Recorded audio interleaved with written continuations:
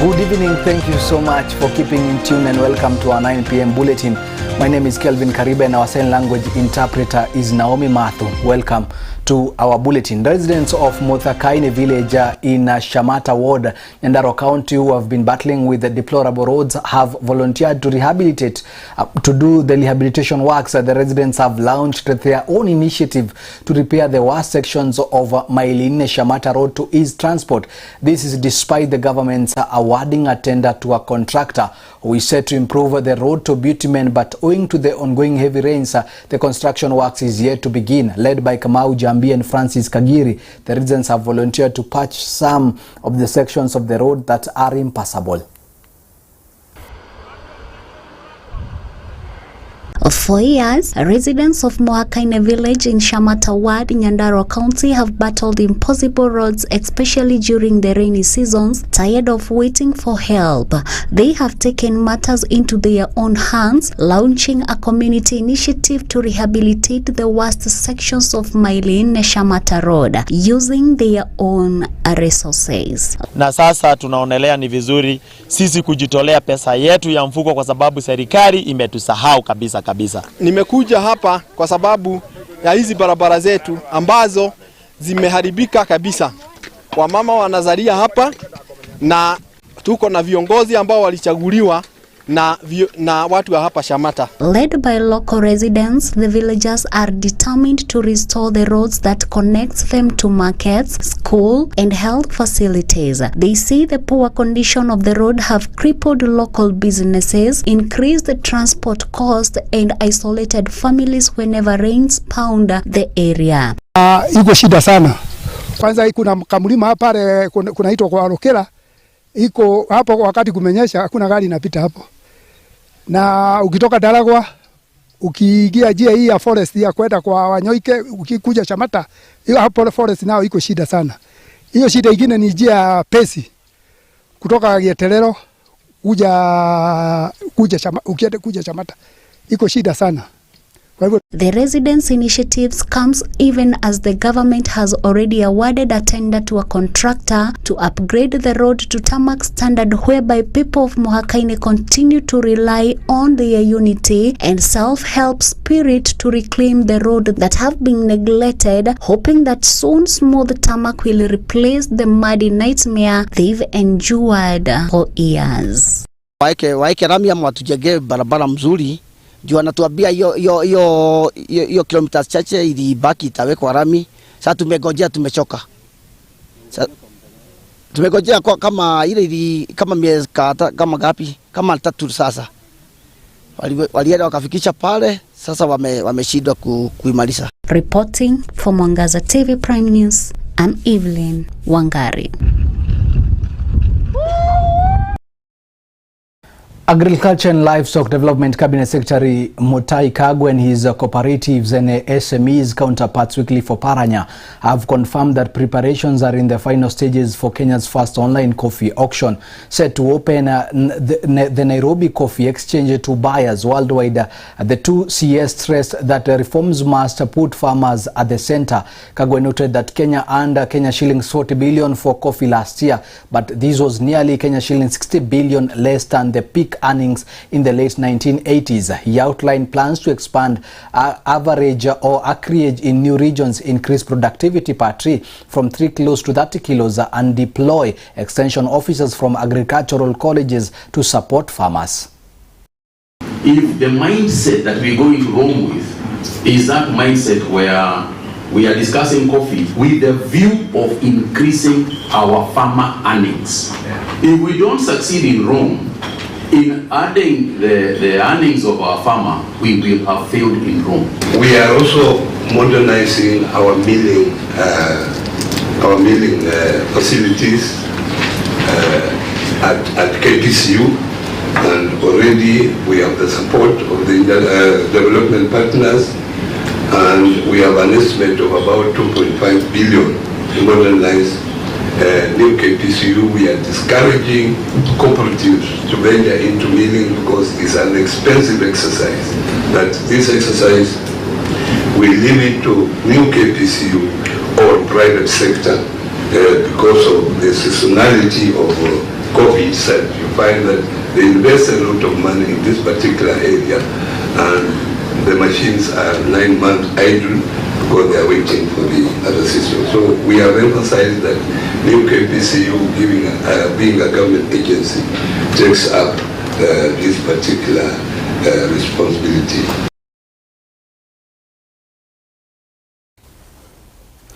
And on to the next story. Students from Pwani University in Kilifi have issued a 48-hour ultimatum to the national government to pay university lecturers across the country, or they will demonstrate. According to the students led by Valentine Owino and Yvonne Jaka, they continue to be affected by the strike, which has now entered its third week.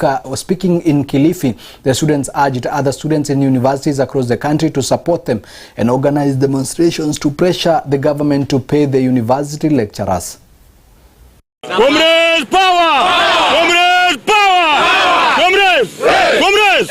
It is either now or never! It is either now or never! My name, I'm Owira Valentine, student leader at Pwani University. We want to give an ultimatum to one CS Ogamba that failure to pay the lecturers within an ultimatum of 48 hours. We are going to shut down the streets, and we are going to shut down and we will not care. And for this, I want to call all the student leaders across the country to join us in this Comrades Power. Kama wanafunzi, hii strike imetuaffect sana.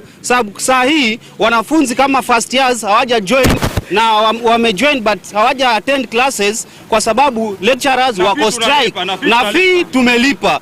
Sasa wazazi wetu wanalipa fee lakini government haitaki kulipa salary. Sasa sisi kama wanafunzi sasa tunataka kujoin the lecturers ili government ilipe fee ya salary ya walimu. I want to talk to the government. They are disguising us as students, seeing us as minority. They don't want to pay the dons, who are very important pillars in our country. I want to tell the government to pay the dons, and then we students will get back to classes with immediate effect. Comrades, power.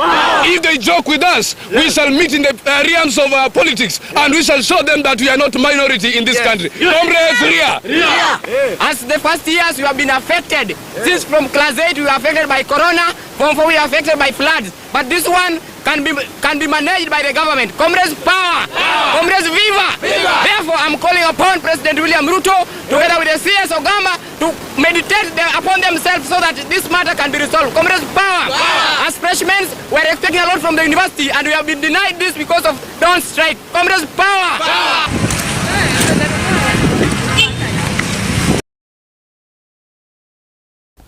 A man died at Bungoma Law Courts while awaiting his hearing in the Environment and Lands Court. Confirming the incident, the Bungoma South Sub-County Police Commander William Talam stated that the deceased, identified as Jotham Wakubuya, a 75-year-old resident of Chwele, had arrived to attend a land case. Talam noted that Wakubuya had a history of heart disease and expressed sadness that he passed away while at the court premises.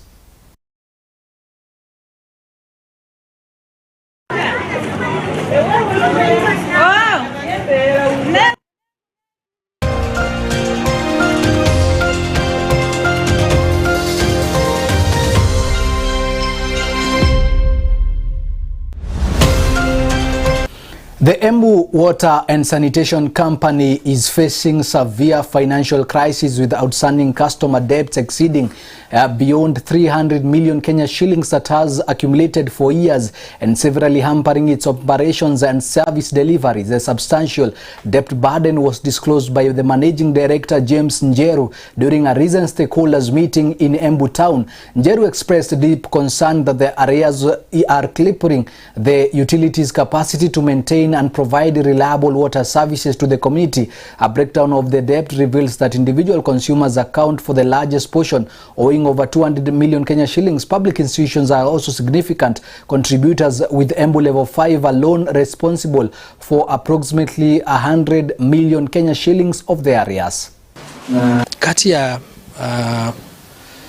changamoto ambazo huwa nazo katika usambaza wa maji ni ambapo unapata watu wengi walipi maji, na unapata baadhi ya mita ambazo tungekuwa tunaweza kukata wale watu wajalipa maji haziwezi fikiwa, kwa sababu labda pengine ni kwa watu wa vifaa vya linda usalama, na hivyo wanazuilia watu wetu kukanyanga mahali pale, na mahali pengine unapata hata kuna nyumba ambayo mtu anaingia afisa wa serikali hasa serikali kuu, na wakati ambapo anapigwa transfer ama anabadilishwa station yake, inakuwa ni ngumu kwenda kufikia yule mtu ambaye aliyebadilishwa. So tunajaribu kutatua hilo janga kwa kuhakikisha kuwa tuko na meters ambazo zinaitwa smart meters.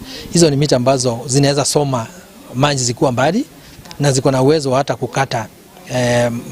kukata maji kwa mbali.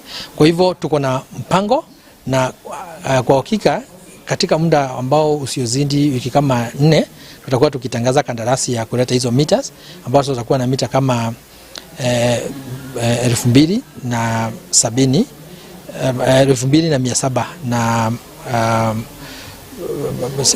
na 40 ambazo tutakuwa tukibadilisha na tunaweka hizo mita za smart. Kati ya hizo kuna zile tunaweka za kusoma smart, hiyo inamaanisha inaweza soma ikiwa mbali lakini itaweza kukata ikiwa mbali.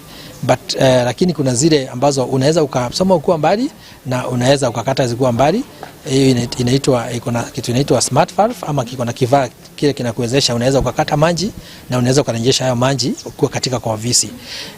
Hizo tunataka kuleta mita kama 300, na hizo ni kwa wale watu ambao tunajua hasa ofisi za serikali zile ambazo maofisa wake ubadilishwa mara kwa mara, ikiwemo watu kama wakuu wa polisi, ambapo unapata mtu anakaa pale baada ya miezi michache amebadilishwa na anaenda kama jaripa hiyo bill. And from that story we take a short commercial break, but we'll be right back in a gist. Don't go too far.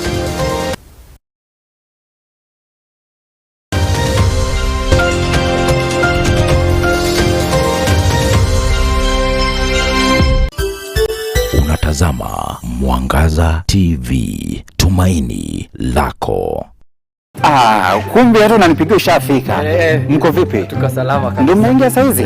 Funguo ziko wapi? Una driving license? Niko nayo. Hebu nione kwanza. Mimi niko na experience ya Shakameta. Wow. Yes. Oti, fungua gate.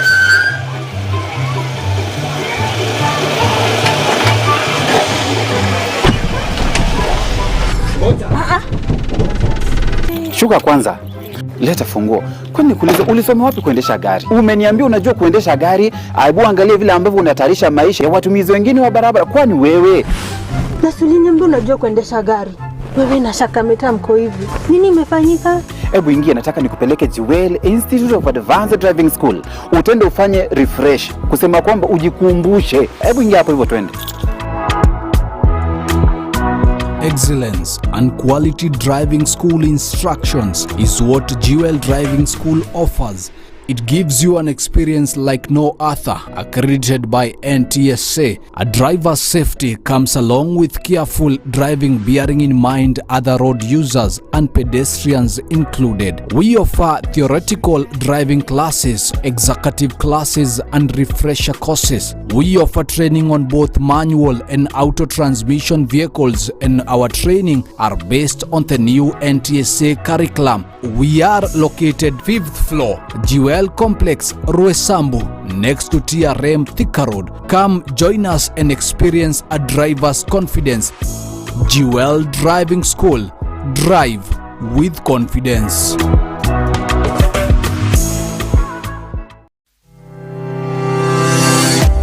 Kemuma Engineering Systems tumetambulika kwa uuzaji wa vyombo na vifaa vya usalama kama vile CCTV, intruder alarm systems, electrical fencing, razor wire, intercom systems, access control systems, automatic gates, general electricals, fire and smoke alarm system na fire extinguishers, solar panels, batteries, inverters na charger controllers.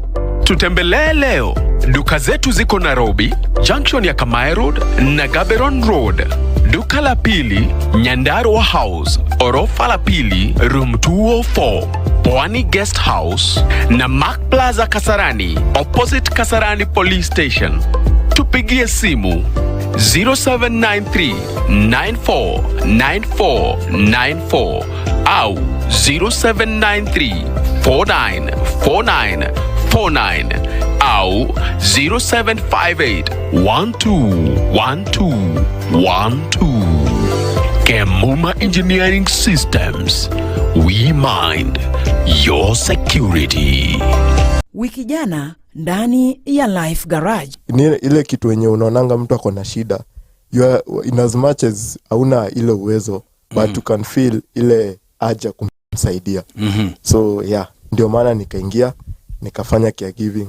Sasa nimefika hapa. Kwanza siku graduation you are the best student. Nilikuwa the best. Enyewe ni chopi bro. Kama wewe ni short tempered, kuna then ukuna deal na patient kwa mfano akona dementia ni yule patient akona shida ya kusahau, so unaweza kuta like unampatia chakula patient amekataa kumeza, unasema acha nimkule 2-3.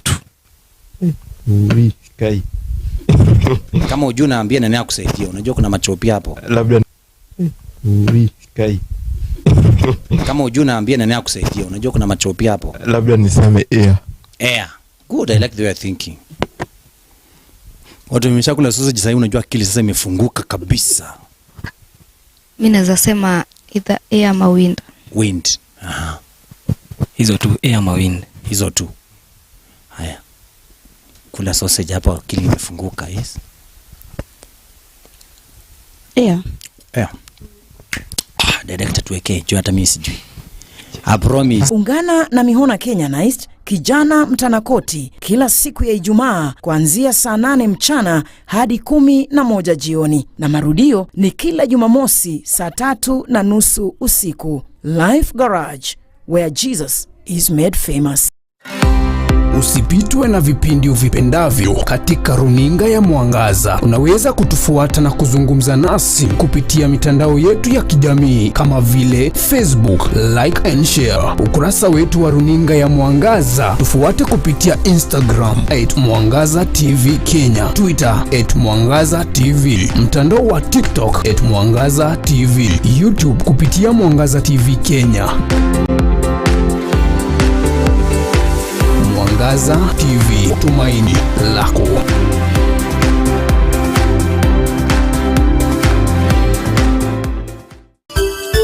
Unatazama Mwangaza TV, tumaini lako.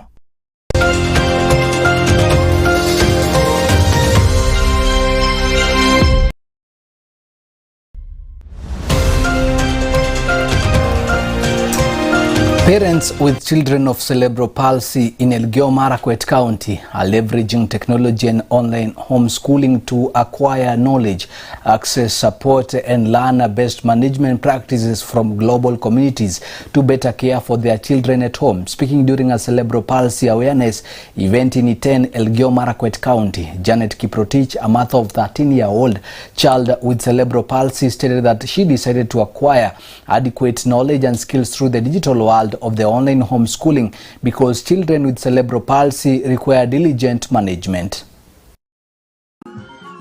I'm learning online. I've joined this, groups online, homeschooling, autism and awareness support. So I try to learn also online and see what other people do outside the world when they have such children.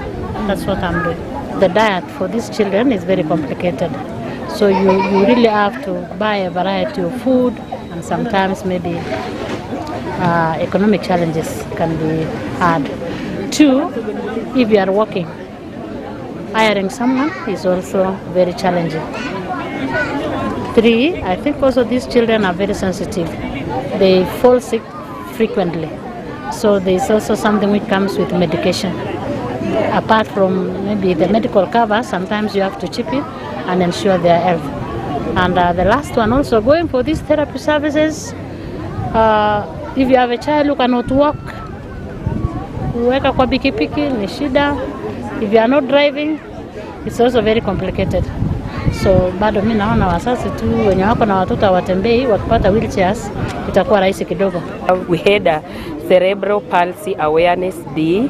Hii ni siku ambayo wazazi ama watoto ambao wako na ulemavu wa cerebral palsy, we come together, we create awareness on cerebral palsy type of disability and how we can support them We also bring together the stakeholders and partners so that we can walk this journey of cerebral palsy together. The attendance of today, we have over 200 children and caregivers of children with cerebral palsy. Any caregiver with the parent of a child with cerebral palsy, kwamba mjitokeze, let's be the advocate, let's be the ambassadors ya watoto ili wakaweze kusaidika na serikali. And tourism players in Kenya and the African continent at large have been asked to embrace new tourism trends so as to attract global modern day travelers. They were told to package different tourism products according to the demands of different age groups and locations where the travelers come from. These emerged during the beginning of the Essence of Africa 2025, a 3-day tourism forum which kicked off at Diamonds in Malindi, which brought together over 150 pre-qualified international buyers and over 150 African exhibitors from over 40 countries. I think it's important to recognize that we have to start working with this younger generation that's going to be traveling now, that will come and stay longer because a lot of them work unplugged. They're not working in brick and mortar offices anymore. They're working virtually. And they love to come and be, just like they're going to Portugal and hanging out for 2 months and working from Portugal, why not come here? Why not come to a beautiful place like Malindi and have a nice apartment and work here, meet the local people, learn how to cook the local food and do your job as well. So I'm excited to be able to be here today with the travel trade and talk about some of the new trends. And I also feel that the forward bookings are a lot closer now with that generation. They're not booking 2 years out. They decide that they want to go. Within 3 to 5 months, they're going. And they're going to tell their friends about it. They're going to Instagram. They're going to, WhatsApp. They're going to do a lot of their own advertising about the product.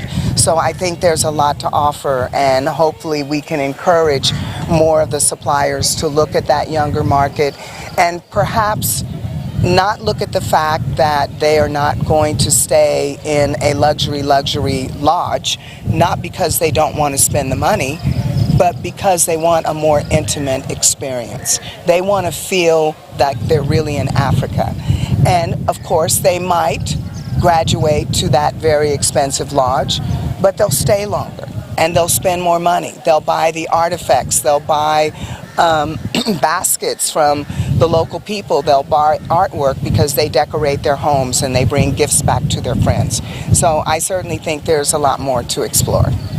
But today I can say that Latin America and Mexico are more and more putting Africa as in their top 5 destinations to travel to. Africa is becoming a very important honeymoon destination.